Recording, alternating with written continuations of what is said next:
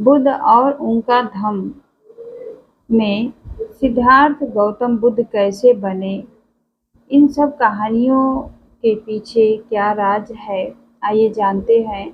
तो आज हम जानते हैं कि कपिल वस्तु को त्याग कर जब सिद्धार्थ गौतम राजगृह पहुंचते हैं, तो राजगृह पहुंचने के बाद वहाँ के जो नगरवासी हैं उन्हें देखकर मुग्ध हो जाते हैं और यह सोचने लगते हैं कि तरुण युवक, अनुपम सौंदर्य वाला युवक सन्यासी कैसे बना।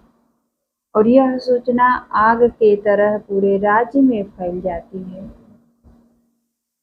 राजा बिंबिसार के पास जब यह सूचना पहुंचती है, तो राजा बिंबिसार भी इच्छुक होता है इस तरह के तरुण व्यक्ति को देखने के लिए जिसका अनुपम सौंदर्य था।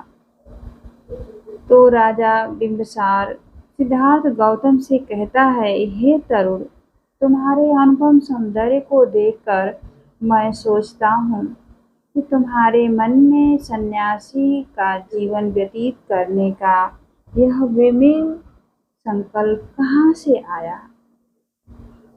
तो सिद्धार्थ गौतम उत्तर देते हैं कि हे राजन, मैं किसी बीमार व्यक्ति को देखकर अपना घर नहीं छोड़ा, मैं किसी वृद्ध व्यक्ति को देखकर अपना घर और राज्य नहीं छोड़ा, मैं किसी मृत व्यक्ति को देखकर अपना घर और राज्य नहीं छोड़ा।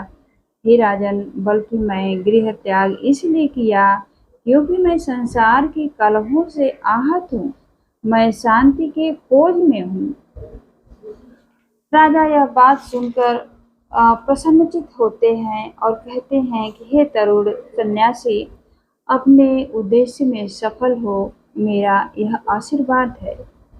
उसी समय जब सिद्धार्थ गौतम राजगृह में एक कुटिया बनाकर रहने लगते हैं, कुछ समय बाद सिद्धार्थ गौतम के पास 5 परिव्राजक पहुँचे और वे कोलियों और शाक्यों के बीच जो युद्ध होने वाला था वह रुक गया, ऐसा समाचार सिद्धार्थ गौतम को सुनाते हैं और सिद्धार्थ गौतम से कहते हैं कि युद्ध रुक गया, 2 वंशों का युद्ध रुक गया, अतः आप पुनः जो है कपिल वस्तु पहुँचे। सिद्धार्थ गौतम अकेले में इस पर गंभीरता से विचार करते हैं और सोचते हैं क्या उचित होगा। उसने अपने से प्रश्न किया और अपने बांधुओं को क्यों छोड़कर आया था। उसने इसलिए गृह त्याग नहीं किया था क्योंकि वह युद्ध का विरोधी था। अब जबकि युद्ध समाप्त हो गया है, तब भी क्या मेरे लिए कोई समस्या शेष रह गई है? क्या युद्ध की समाप्ति के साथ मेरी समस्या भी समाप्ति हो गई है? तो अंत में उत्तर पाते हैं सिद्धार्थ गौतम की नहीं, 2 वंशों के 2 कुलों के युद्ध समाप्त हो जाने से सारी संसार की समस्या समाधान नहीं हो गई, सारे संसार के दुख का निवारण नहीं हो गया। अतः मुझे घर वापस नहीं जाना चाहिए और युद्ध की समस्या अनिवार्य तौर पर विरोध की समस्या है। यह एक बड़ी समस्या का एक अंग मात्र है।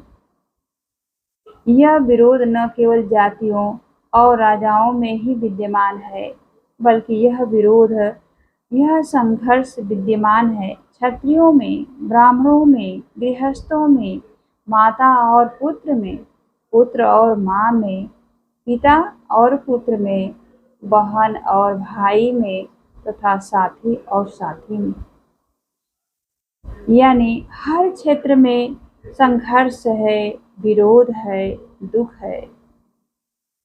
और सबसे बड़ा संघर्ष जो जातियों में है, जातियों में जो संघर्ष होता है वह तो कभी कभी होता है, लेकिन वर्गों के बीच में जो संघर्ष होता है वह स्थायी और लगातार जारी रहता है।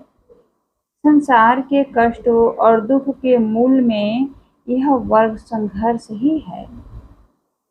यह सत्य है कि मैंने युद्ध के कारण ही गृह त्याग किया था, लेकिन शाक्यों और कोलियों का युद्ध समाप्त हो जाने पर मैं घर वापस नहीं लौट सकता। मैं देखता हूँ कि मेरी समस्या ने व्यापक रूप धारण कर लिया है।